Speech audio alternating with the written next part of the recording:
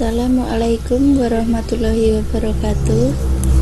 Di sini saya dari kelompok 1 ingin mempresentasikan tentang perancangan sistem pembelajaran online berbasis web di Javacom Academy.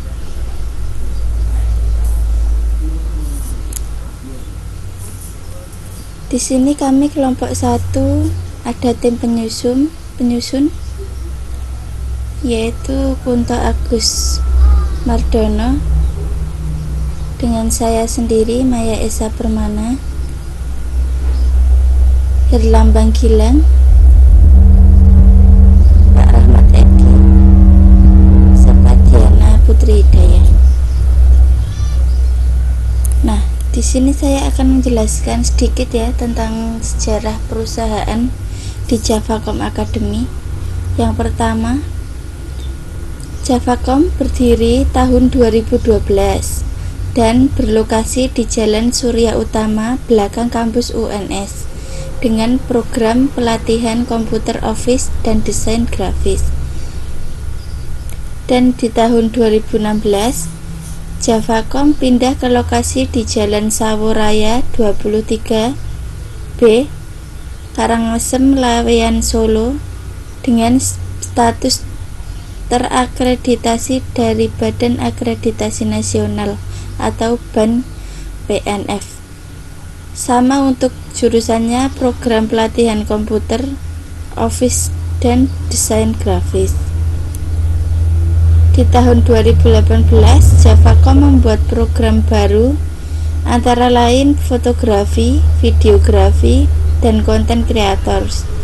Hasilnya Javacom dipercaya Kementerian Pendidikan untuk menyelenggarakan pelatihan kecakapan wirausaha atau PKW bidang fotografi dan sukses menyelenggarakan dengan banyak lulusan yang mampu berwirausaha sendiri dan mandiri tentunya. Di tahun 2020 Javacom berhasil menjalin kerjasama dengan platform pendidikan terbesar di Indonesia, yaitu Skill Academy by Ruang Guru dalam penyelenggaraan pendidikan online maupun offline dalam program Kartu Prakerja. Lalu struktur organisasi di Javacom Academy yaitu dipimpin oleh Bapak Kristanto Joko Susilo, ini selaku pengambil keputusan, dan di akademi ada Bapak Suwanto AMD, itu bagian pembelajaran dan materi. Lalu administrasi Selsi Eka, yaitu mengelola administrasi. Keuangan Ani Suci M, mengurusi bagian pembayaran dan keuangan. Lalu marketingnya Dayanuar Alfanur AMD, promosi di Javacom. Apa sih latar belakang masalah yang kita teliti ya? Tentunya yang pertama, Javacom Academy adalah lembaga pendidikan yang memiliki visi mencetak konten kreator muda dalam menghadapi tantangan revolusi industri. Dan yang kedua, tidak adanya sarana pembelajaran online yang bisa mendukung kemajuan pendidikan melalui media internet yang dapat dilakukan kapan saja dan di mana saja. Yang ketiga, saat ini di Surakarta sedang terjadi KLB atau kejadian luar biasa yang berimbas kepada Javacom sehingga harus menerapkan belajar dari rumah. Yang keempat, perlu dibuat suatu aplikasi pembelajaran online atau e-learning untuk mempermudah proses kegiatan belajar mengajar agar tetap bisa dilaksanakan meskipun ya banyak hari-hari yang tidak efektif. Nah, ini rumusan masalah kenapa sih kok dibuat program ini. Rumusan masalahnya yaitu yang pertama, bagaimana merancang sistem pembelajaran online berbasis web yang efektif. Yang kedua, apakah masyarakat membutuhkan pembelajaran secara online. Dan yang ketiga, apakah pembelajaran online juga bisa digunakan untuk semua kalangan. Yang keempat, Apakah perbedaan antara pembelajaran online dengan pembelajaran metode offline? Yang kelima, seberapa jauh pembelajaran online dapat menjangkau masyarakat? Dan yang keenam, bagaimana membangun pembelajaran online dan manajemen sistem untuk Javacom Academy secara efektif? Yang ketujuh, apa kelebihan dan kekurangan pembelajaran online? Dan yang keempat, bagaimana cara mengedukasi masyarakat mengenai pembelajaran secara online? Adapun tujuan dan manfaat, yang pertama, menghasilkan rancangan suatu aplikasi pembelajaran online atau e-learning yang cepat, tepat, dan akurat. Yang kedua, untuk mempermudah proses transaksi, pendaftaran kelas, dan proses belajar mengajar secara online. Yang ketiga, sebagai bahan evaluasi terhadap sistem aplikasi yang sedang berjalan.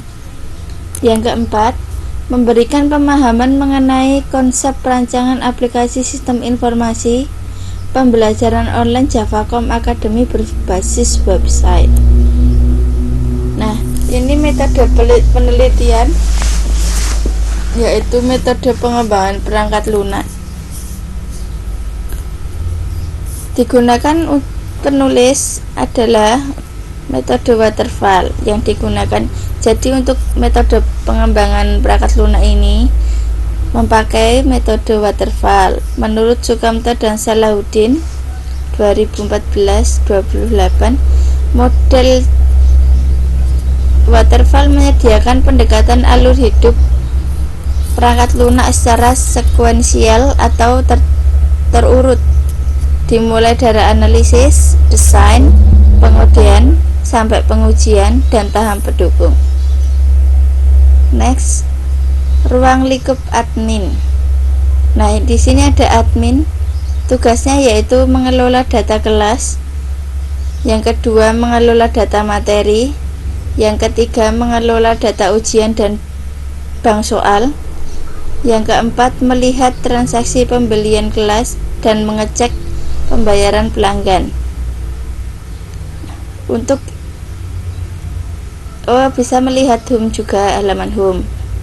Login system ini untuk pelanggan umum ya, bisa melihat halaman home dan juga login system. Register menjadi member. Nah, jadi kalau untuk login register itu sudah jadi member. Nah, ini ruang lingkup untuk member. Yang pertama, memilih kelas. Untuk yang kedua, membeli kelas dan konfirmasi pembayaran. Yang ketiga, membaca materi dan mengikuti ujian. Yang keempat, mendapatkan sertifikat. Untuk teknik pengumpulan data sendiri, yaitu yang pertama, observasi. Observasi itu mengamati secara langsung ke lapangan bagaimana proses yang terjadi pada setiap sistem untuk dijadikan sebagai bahan analisis. Yang kedua adalah wawancara. Apa sih wawancara itu? Wawancara yaitu secara langsung penulis berinteraksi dengan pihak Javacom. Dari wawancara tersebut, kita mendapat informasi mengenai latar belakang Javacom dan juga sistem berjalan selama ini. Yang ketiga, studi pustaka. Kita mengumpulkan data dari buku-buku dan internet yang berkaitan dengan perancangan sistem. Untuk analisis kebutuhan sendiri, yaitu yang pertama, prosedur pendataan data awal. Yang kedua, pendaftaran member. Yang ketiga, mendaftar dan membeli kelas. Yang keempat, mengikuti proses belajar online. Yang kelima, mendapatkan sertifikat.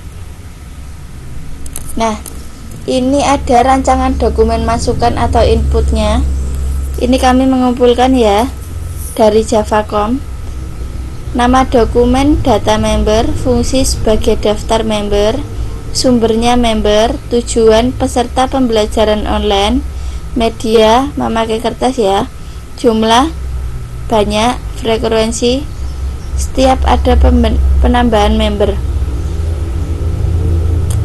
Selanjutnya, Ini contoh ada brosur, fungsinya untuk sosialisasi dan promo. Sumbernya materi Javacom, tujuannya promo program jurusan atau kelas. Media brosur, jumlahnya banyak. Frekuensi setiap ada penambahan kelas baru. Next. Nah, ini rekap data. Rekap data di Javacom untuk fungsinya untuk merekap data pembelajaran. Nah, sumbernya administrasi Javacom, tujuannya untuk memudahkan merekap data. Medianya kertas, jumlahnya banyak. Frekuensi setiap ada penambahan transaksi. Next. Nah, ini contohnya ada sertifikat di Javacom sendiri. Fungsinya sertifikat itu untuk bukti kelulusan. Sumber materi Javacom, tujuannya nilai akhir kursus. Media kertas, jumlah banyak. Frekuensinya setelah ujian akhir. Ini baru dapat sertifikat. Nah, di sini ada ERD ya, Entity Relationship Diagram, webnya di Javacom. Ya, ini di sini ada detail transaksi pembelian. Nah, ini ada detail transaksi pembelian. Nah, ini memilih kelas. Terhubung memilih kelas, memiliki kategori materi, memiliki materi, lalu kembali lagi ke detail transaksi pembelian. Ini memiliki transaksi pembelian. Nah, melakukan transaksi ke customer ya. Nah, customer ujian, ini hasil ujian, melakukan ujian, jadi nanti ada hasil ujian. Ini customer juga mendapatkan sertifikat. Nah, customer juga mendaftar kelas. Nah, selanjutnya ujian, ini memilih untuk hasil ujian, memiliki detail hasil jawaban. Nah, ini memiliki bank soal, jadi bank soalnya ada detail jawabannya. Ini tabelnya. Nah, ini ada berbagai macam ya. Selanjutnya LRS, Logical Record Structure. Ini juga sama ERD tadi, cuman ini yang model LRS. Di sini ada tabel kategori materi. Nah, ini terhubung dengan materi.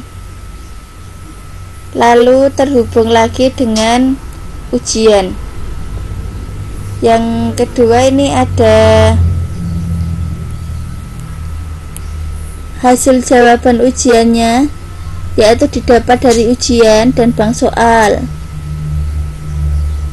Nah, untuk materi sendiri ini terhubung dengan kelas dan ujian juga.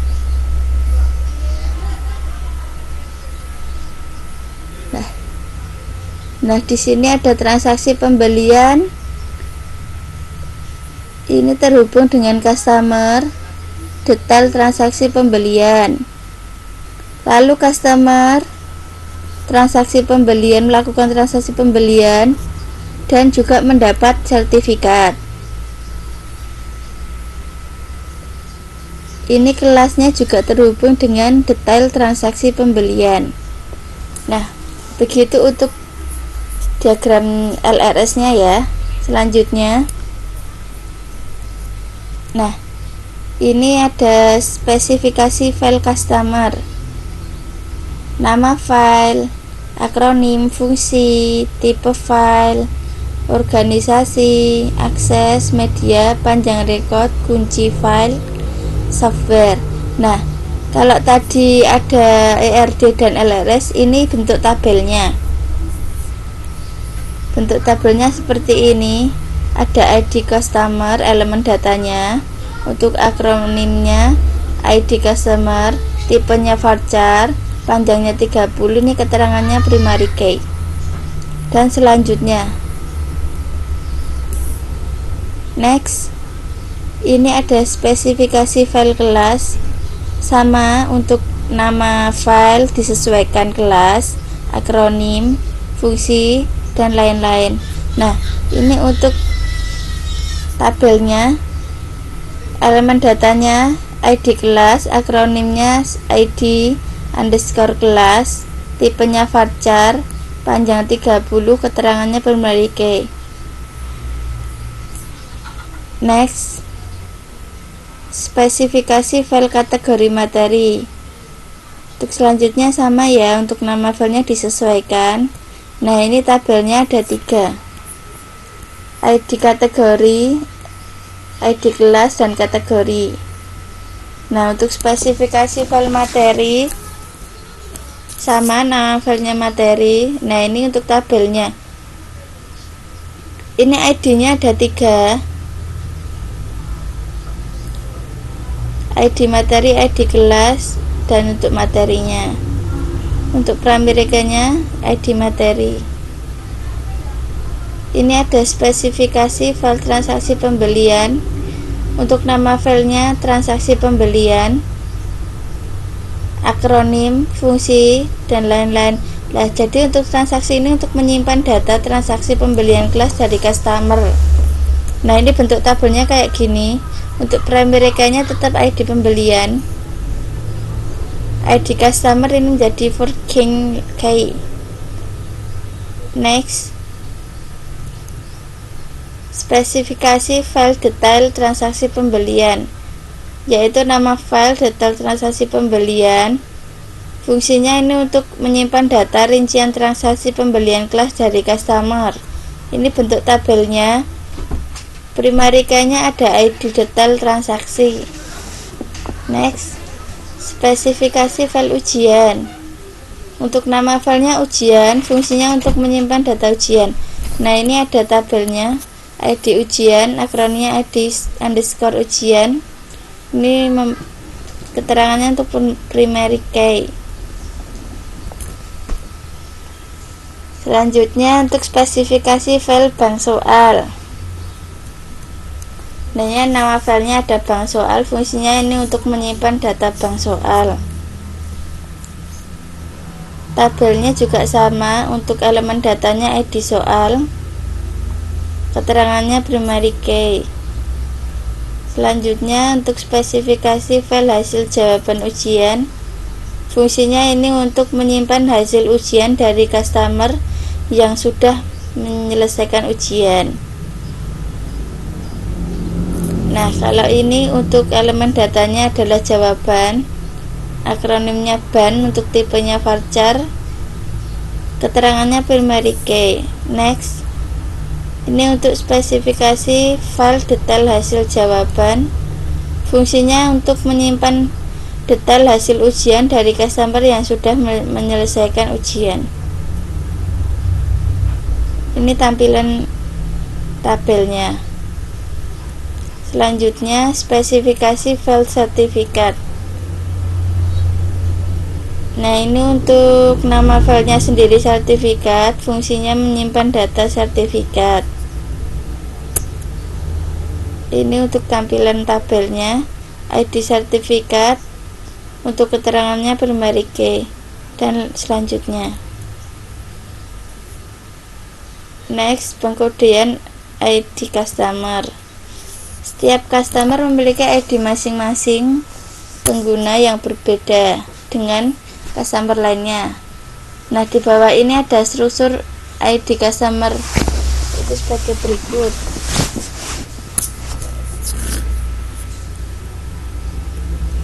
Nah, ini ada contohnya dan juga ada keterangannya. Keterangan C itu apa? Kalau C untuk kode customer, DD, kalau untuk DD itu tanggal 2 digit, MM ini untuk bulan, kalau YY itu tahun 2 digit dari belakang. Untuk nomor urutnya, ini nomor urut customer. Selanjutnya, nah ini HIPO, hierarki input proses output. Tampilannya seperti ini. Ini ada menu utama, Menu utama ini ada 4 tabel ya, member, kelas, materi, dan exit. Nah, untuk member sendiri ada data member, kelasnya daftar kelas, dan untuk materinya ada daftar materi. Next. Nah, ini flowchart login. Mulai dari start, masukkan ID operator dan password. Nah, ini ada pilihan mau login atau exit. Ini misalkan login ya. Untuk login, ini periksa data. Jadi untuk memeriksa data dulu, apakah data itu benar. Ini untuk pesannya password atau ID operator salah. Nah, itu misalkan kalau salah. Nah, untuk selanjutnya kalau untuk benar, ini ada menu utama, langsung ke menu utama. Dan ini ada untuk exitnya, pencet, bisa langsung exit. Nah, ini udah selesai. Next. Ini activity diagram atau diagram activity. Ini ada 3 untuk pelanggan, member, dan admin. Untuk pelanggan sendiri, ini terdapat untuk registrasi member, simpan data member, validasi login. Nah, ini berhasil, langsung menu utama. Kalau untuk membernya sendiri, ini login. Nah, simpan data member ini masuk ke login. Nah, login ini untuk validasi login. Ada cek ulang konfirmasi, login ulang, pilih kelas, sudah terdaftar atau membeli atau untuk mendaftar kelas, pilihan materi, mengerjakan ujian, mendapatkan sertifikat.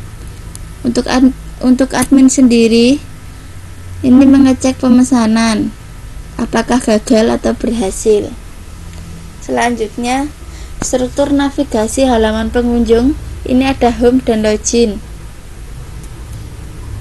Untuk struktur navigasi halaman member, ada login, home, daftar kelas, profil saya, dan logout. Kalau login ini ada daftar kelas, untuk daftar kelasnya langsung ke materi, post test, dan mendapat sertifikat. Selanjutnya untuk struktur halaman administrator, login admin, dashboard. Ini ada data kelas, data materi, data ujian. Next, data bank soal, data customer, konfirmasi pembayaran, laporan, dan logout. Nah, untuk spesifikasi hardware server, ini memakai CPU prosesor Intel Core i7 7, RAM-nya 8GB, harddisknya 500GB, mouse, keyboard, ada monitor dengan resolusi layar minimum 1024x768, koneksi internetnya dengan kecepatan 2 Mbps. Selanjutnya untuk spesifikasi hardware klien, memakai CPU prosesor Pentium 4, RAM-nya 1GB, untuk harddisknya 20GB. Juga ada mouse, keyboard, monitor, sama ya dengan tadi. Dan untuk koneksi internetnya kecepatannya 56 Kbps. Nah, ini lebih rendah dari tadi. Untuk spesifikasi software server, yaitu sistem operasi umum seperti digunakan Microsoft Windows atau Linux. Dan untuk yang kedua, aplikasi bundle web server seperti Exam, Web server, PHP, Tutriad yang terdiri dari beberapa komponen, diantaranya aplikasi Apache server V2, aplikasi PHP, aplikasi MySQL, dan PHP MyAdmin. Yang ketiga ada aplikasi web browser seperti Mozilla Firefox, Opera, Safari, Internet Explorer, dan Google Chrome. Selanjutnya ini ada softwarenya. Kalau tadi hardware, ini spesifikasi software client. Yang pertama untuk sistem operasi yang umum digunakan seperti Microsoft Windows atau Linux, Ubuntu, Fedora, dan lain sebagainya. Yang kedua ada aplikasi web browser, sama contohnya Mozilla Firefox, Opera, Safari, Internet Explorer, Google Chrome. Dan selanjutnya ini tampilan dari implementasi rancangan form login. Nah, ini ada username dan password, mau login atau daftar. Tampilannya seperti ini. Dan yang kedua ini desain form pendaftaran bagi pelanggan baru. Jadi harus mengisi lengkap form pendaftarannya untuk di Javacom Academy. Ada nama, tempat lahir, tanggal lahir, alamat, nomor telepon, dan password.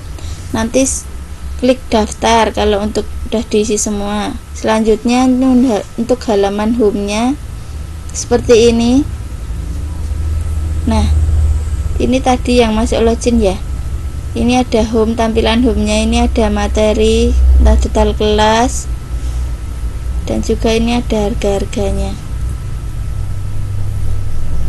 Selanjutnya ini halaman detail kelas. Nah, jika kita klik salah satu, ini muncul seperti ini. Kelas matematika ini 150.000. Kelas ini mengajarkan tentang materi matematika. Ada materi 1, 2, 3. Dan untuk daftar kelas ini seperti ini. Selanjutnya halaman daftar kelas yang dibeli. Nah, ini ketika kita memilih tadi, untuk memilih yang mana yang mau kita ambil, membeli kelas tadi, ini ada daftar kelas yang Anda beli. Contohnya ya, satu pemrograman PHP 450.000, matematika 150.000, totalnya 600. Ini kalau next, ini untuk proses pembayaran. Ini halaman tata cara pembayaran, bisa transfer ya. Untuk konfirmasi pembayarannya, transfernya ada rekening BCA atau BRI, misalnya seperti itu. Next, halaman konfirmasi pembayaran. Nah, kalau kita udah membayar, nah ini ada konfirmasi pembayaran, yaitu kita harus menceritakan pilih foto bukti bayar, dan ini ada keterangannya. Lalu klik konfirmasi pembayaran. Next. Nah, ini akun ketika udah daftar ya. Nama, tempat lahir, di profilnya, alamat, nomor telepon, password, lalu simpan profil. Next, halaman daftar kelas yang diikuti pelanggan. Ini tampilan untuk daftar kelas yang diikuti. Next, halaman detail materi yang akan dipelajari. Nah, ini tadi untuk materi 1, materi 2, materi 3. Ini udah tampil seperti ini. Lalu halaman menu soal ujian. Ini ada opsi ujian untuk post testnya. Ada opsi A, B, C sampai E. Ini untuk selesai ujian, halamannya seperti ini. Ada nilainya langsung. Nilai Anda 8 dari 10, berarti salah 2. Ini tampilan sertifikat yang akan didapat pelanggan setelah selesai mengikuti semua proses pembelajaran dan ujian. Nah, ini adalah tampilan sertifikat Javacom Academy untuk predikat memuaskan. Contohnya seperti ini. Next. Ini tampilan halaman login admin. Untuk adminnya juga masukkan username, password, lalu login. Nah, ini tampilan halaman dashboard. Ini dashboardnya ada jumlah customer, perlu konfirmasi, jumlah kelas, jumlah materi, dan juga ada daftar pembelian kelas. Next, tampilan halaman kelas seperti ini.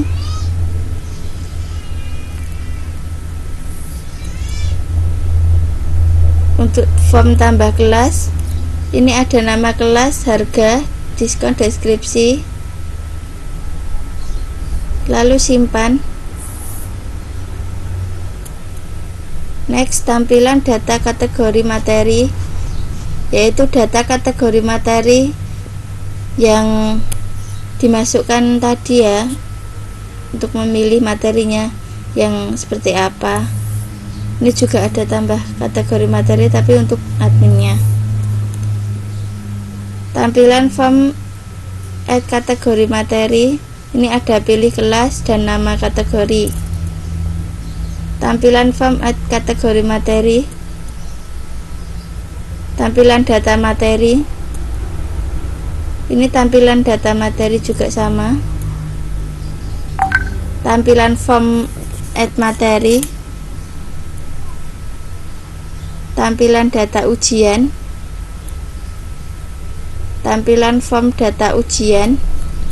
Nah, ini ada pilih kelas, pilih kategori materi, nama ujiannya, mau acak soal, acak jawaban, simpan. Dan ini ada tampilan data bank soal,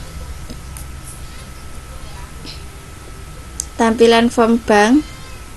Formnya seperti ini, pilih ujian, soal, opsi, pilih kunci, dan simpan. Ini untuk data customer, siapa aja yang masuk. Ini tetap direksi di sini. Untuk tampilan konfirmasi pembayaran, nah ini tampilan laporan data customer. Ini untuk kesimpulan. Nextnya kesimpulan yang pertama, e-learning berbasis web. Ini aplikasi pembelajaran yang digunakan untuk proses kegiatan bimbingan belajar bagi Javacom Academy. Aplikasi ini dibuat agar mendukung kemajuan pendidikan melalui media internet yang dapat dilakukan kapan saja dan di mana saja. Yang kedua, pembelajaran online juga bisa digunakan untuk semua kalangan yang ingin belajar di Javacom Academy. Yang ketiga, kelebihan pembelajaran online ini bisa diakses kapan saja dan di mana saja. Dan untuk sarannya, aplikasi ini diharapkan dapat dikembangkan lebih lanjut dengan memberi fungsi tambahan yang lain. Sekian, terima kasih untuk presentasi dari saya. Kurang lebihnya saya minta maaf. Assalamualaikum warahmatullahi wabarakatuh.